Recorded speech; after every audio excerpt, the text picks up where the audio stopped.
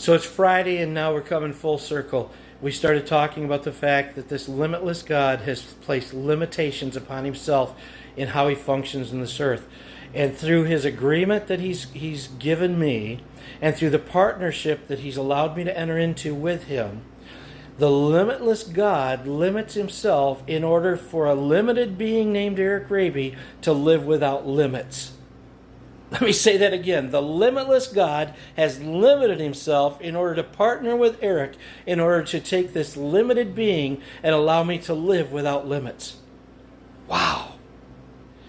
The Apostle Paul, when he first started learning these concepts, he wrote to us into the Corinthians, and he said that he cried out 3 times for God to remove his thorn in the flesh. And God's answer was, "My grace is sufficient."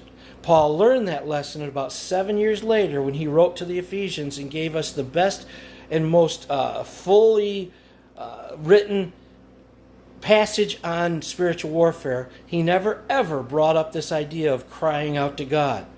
No, instead he's told them, you stand, take advantage of the weapons of your warfare which you already possess.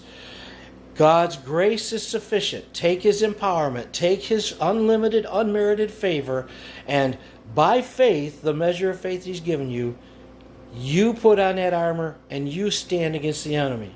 I'm to resist the enemy, and he will run and start terror from me. Because in my partnership with God, I have no limits. So back where we started, bad things come into my life, and I'm tempted to get mad as I bawl and squall and ask God to take care of me and to fix it, and then I don't understand because he didn't. Or I enter into the fullness of our agreement. I walk in the completeness of our partnership. I take full advantage of the grace which he has given me. I step out in faith. I resist that enemy. I tell that cancer to go. I tell that poverty to go. In the name of Jesus, I use the power of the words of my testimony and the blood of Christ, and I stand. No more crying out, but instead triumphant in all things. Ponder that and be blessed.